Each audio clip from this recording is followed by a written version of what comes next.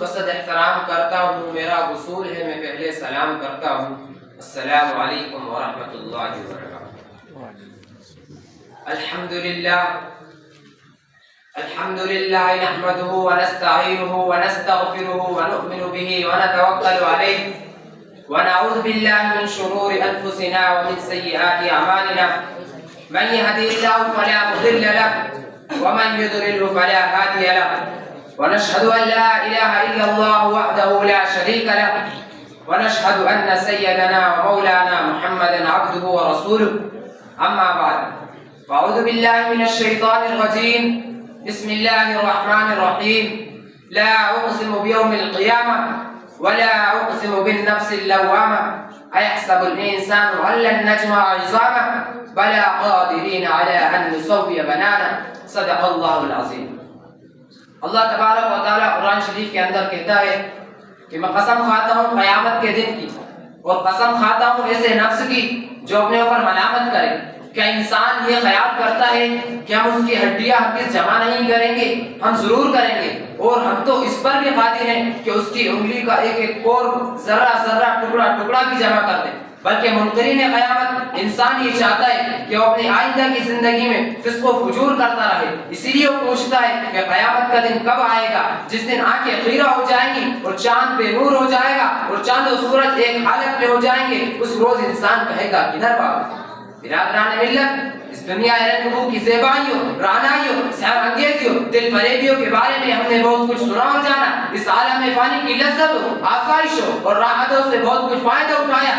اس کی حسن ترازیوں، جمال آفرینیوں، نشاط انگیزیوں کو قریب سے دیکھا والا، اس دنیا کے بنتے بگڑتے ماحول کو دیکھا والا، سجدے سورتے حالات کو دیکھا والا، کیف و سرور کی ساتھ میں دیکھیں، طرب و نشاط کی رنگینیاں دیکھیں، محفل و بزم کو جانا بوجھا، گردش ایام سے گزرے، بہت کچھ چاہا کرتا، بہت کچھ دیکھا والا، اور اب جی چاہتا ہے کہ دار بقا سے بھی واقفیت حاصل کریں، روز جزا کو بھی یاد کریں، روز جزا کا بھی تذکرہ کریں، یوم قیامت کو بھی یاد کریں، اس لیے کہ ہمارا ایمان و عقیدہ ہے ایک نہ ایک دن یہ رنگ برنگی دنیا فنا کے گھاٹ اتر جائے گی، یہ گیتی آواز درہم برہم ہو جائے گی، یہ نظام کائنات اتل پتل ہو جائے گا، یہ روشن آفتاب سیاہ ہو جائے گا، یہ منور آفتاب مہتاب ٹوٹ پھوٹ جائے گا، یہ ردائے کا کشا، یہ ماہ و انجم بکھر جائیں گے، اور پورا عالم نیست و نابود ہو جائے گا، اور تمام انسان اپنے خالق و مالک اور معبود حقیقی کے دربار عالی شان میں جمع کیے جائیں گے۔ اس دن ہر فرد کو اپنے اعمال کا حساب دینا ہوگا، اور روز قیامت کی ان ہولناک، خوفناک اور ہیبتناک جاگسلساتوں میں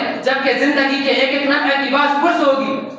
ایک ایک ساعت کا حساب ہوگا، ایک ایک گھڑی کا محاسبہ ہوگا، بس جو شخص اپنے افعال و کردار میں، اپنے اقوال و اقوال میں کھرا اترے گا اس کی نجات ہوگی، اور جو شخص اپنا حساب نہ دے سکا، اپنا چھٹکارا نہ کر سکا، پھر تو وہ ہلاک و برباد ہو جائے گا۔ عزیزان گرامی، آخرت کا یقین ایمان و توحید کا ایک لازمی عنصر ہے۔ اس دنیا پر ایمان کے بغیر ایمان ممکن نہیں، اور روز قیامت کا انکار کفر ہے، اور ایک مومن کامل کے لیے لازم ہے، ضروری ہے کہ روز جزا پر یقین کامل رکھے، اور اسی دن کے محاسبے کے لیے اپنے آپ کو تیار رکھے، اور اللہ تبارک و تعالیٰ کے عذاب سے ڈرتا رہے، لرزتا رہے، اور رات کی تنہائیوں میں، رات کی تاریکیوں میں روتا رہے، گڑگڑاتا رہے۔ یہی شان بندگانی ہے۔ والذین یبیتون لربهم سجدا وقیاما والذین یقولون ربنا اصرف عنا عذاب جہنم ان عذابها کان غراما انها ساءت مستقرا ومقاما۔ ترجمہ: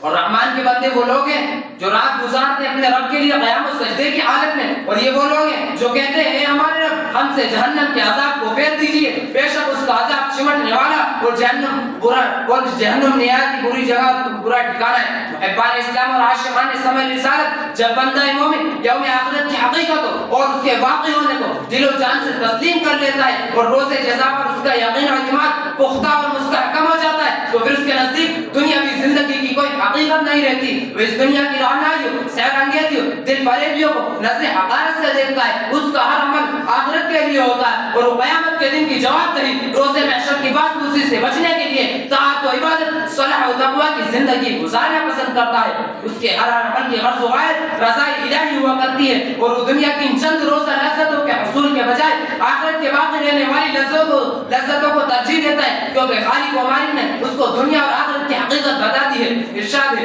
بل تؤثرون الحیاۃ الدنیا والآخرۃ خیر وابقى ان هذا لفی الصحف الاولى صحف ابراہیم وموسیٰ۔ بلکہ تم دنیاوی زندگی کو ترجیح دیتے ہو، حالانکہ آخرت کی زندگی زیادہ بہتر اور باقی رہنے والی ہے۔ اور یہ باتیں ہم نے پہلوں کے صحیفوں میں یعنی حضرت ابراہیم علیہ السلام اور حضرت موسیٰ علیہ السلام کے صحیفے میں بتا دی۔ عزیزان ملت، ہم قیامت کی سختی اور شدت کا اندازہ نہیں کر سکتے، اس کی ہولناک اور عبادتناکی کو زبان سے بیان نہیں کیا جا سکتا، اس کی دیوانت کا احاطہ نہیں کر سکتے۔ قیامت کا دن تو وہ دن ہوگا جو بچوں کو گونگا بنا دے گا، یوم یجعل الولدان شیبا، اور قرآن کریم نے اس کی مقدار کو بیان کرتے ہوئے کہا کان مقدارہ 50,000 سنہ، اور 50,000 سال دنیا کا سال نہیں بلکہ آخرت کے ماہ سال ہوں گے۔ وہاں کا ایک دن یہاں کے ایک سال کے برابر ہوگا۔ آپ حضرات اسی سے اندازہ لگا لیجئے وہاں کے دن کی درازی کا، وہاں کی شدت و حدت، کوئی الگ کیوں کر تحریر کرے، کوئی زبان کیوں کر بیان کرے، بس یہ سمجھ لیجئے کہ ہمارے لیے صرف یہی ایک صورت ہے کہ ہم قیامت کی حقیقتوں کو جاننے کے لیے اس ذات پاک کا سہارا لیں جو شفیع المذنبین ہے، یوم حشر کا تاجدار ہے، روز جزا میں اولاد آدم کا قائم ہے، قائد ہے، اسی کے دست مبارک میں پرچم حمد و ثنا ہوگا، اسی کے جلووں میں انبیاء و مرسلین ہوں گے، اسی کے نظر کرم کے متلاشی انبیاء و مسلمین ہوں گے۔ وہ سید الانبیاء و رئیس الاتقیاء بیان کرتا ہے کہ جب محشر برپا ہوگا، نفسی نفسی کا عالم ہوگا، لوگ دہشت و خوف کی حالت میں ہوں گے۔